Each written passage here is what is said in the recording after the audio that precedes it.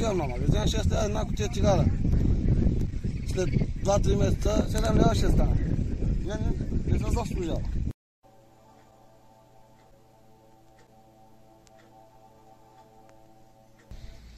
50 лева.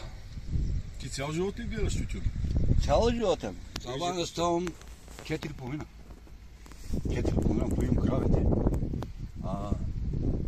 Идва това колата, взима 7,5 идва, след това отивам на тютюна.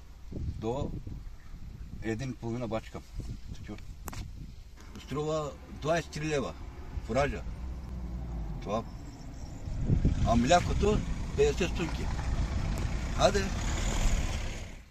Колко трябва да получава един животновъд и земеделец като пари на година, за да може да каже това си заслужава? Аз не съм регистриран тя още. Не, дори и да не си. Колко трябва да получава според теб на година, за да е доволен и да каже това нещо си заслужава и го прави? 1000 лева трябва.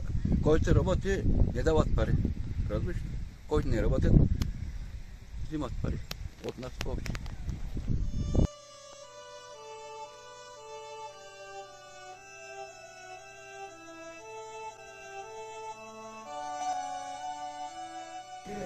За тютюната да те питам, колко семейства гледат все още тютюн? Тютюн, това е година повече семейства. Колко са горе-долу?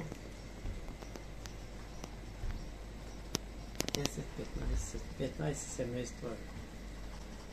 А общите декари колко са? Общите декари 150. А защо тази година са повече, казваш? Защото субсидии вземаха за 2018 година. Едно семейство близо до мене повече от 10 000 вземаха. За колко декара? 10-15 декара имаха те. И тая година направиха договор с изкупвателните фирми и те регистрираха пак там фонд земеделие декларираните декари, договори.